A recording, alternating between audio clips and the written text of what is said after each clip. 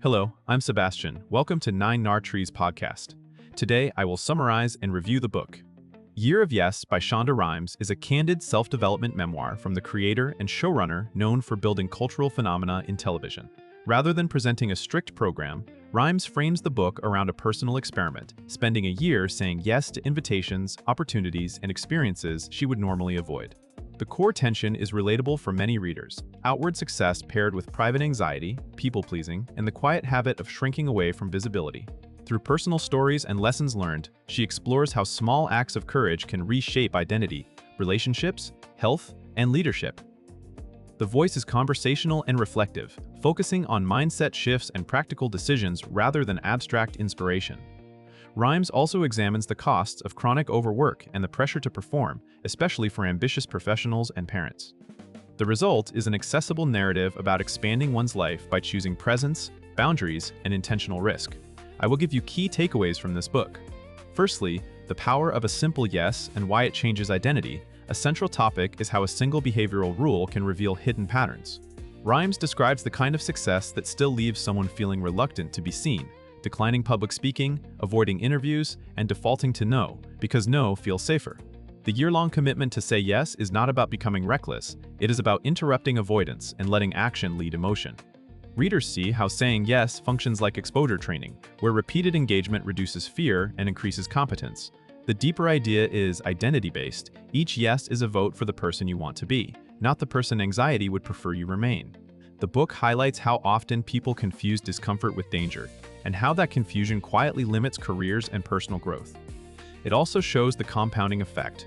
One brave decision tends to create new connections, skills, and confidence that make the next decision easier. By treating yes as a practice rather than a personality trait, the narrative argues that courage is learnable and can be built through deliberate, consistent choices. Secondly, visibility, fear, and stepping into the spotlight on purpose. Another important thread is the relationship between achievement and visibility. Rhimes explores what it means to be excellent behind the scenes while feeling unequipped for public attention.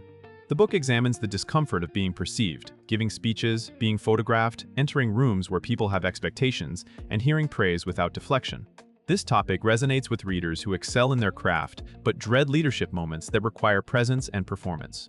The narrative treats fear as information rather than a stop sign, encouraging readers to identify the specific story underneath the fear, such as fear of judgment, fear of failure in public, or fear of not belonging. It also emphasizes the role of preparation and repetition, showing that confidence often arrives after action, not before it. Importantly, visibility is framed as a service to others as well as oneself, since stepping forward can open doors, represent communities, and model possibility. The takeaway is that owning your work includes owning your right to take up space, even when your instincts say to disappear. Thirdly, boundaries, people-pleasing, and learning to choose yourself. Rhimes also focuses on the pressure to be everything for everyone, a dynamic that can feel especially intense for high performers and caregivers. Saying yes to growth can require saying no to draining obligations, unspoken expectations, and endless availability.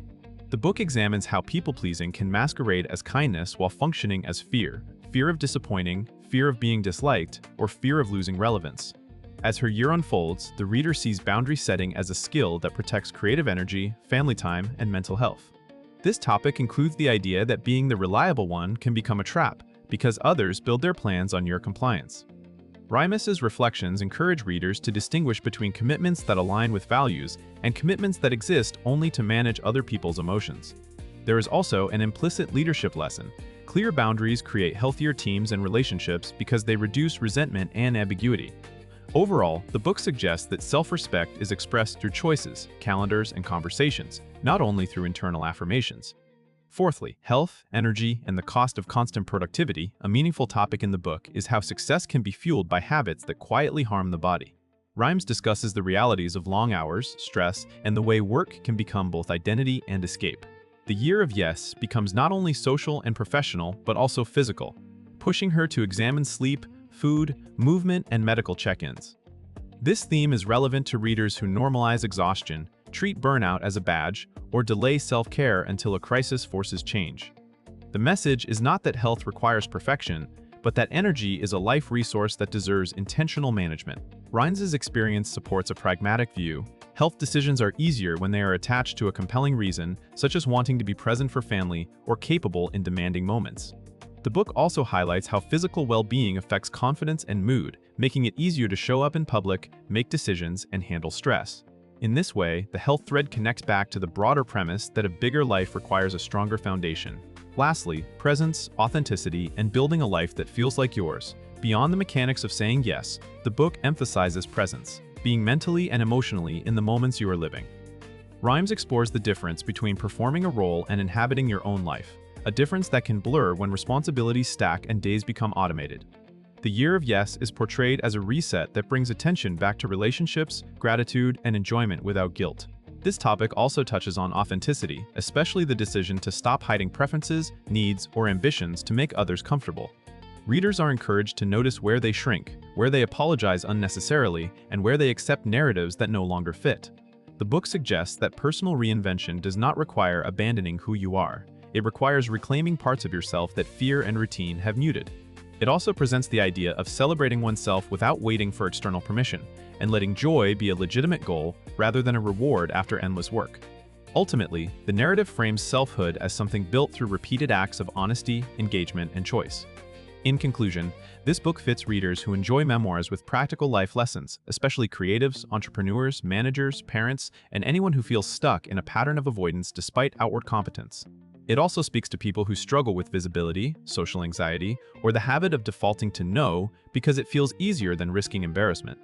The benefit is not a rigid system, but a mindset shift, treating courage as a practice, learning to separate discomfort from danger, and recognizing that boundaries and self-care are not indulgences but requirements for a sustainable life.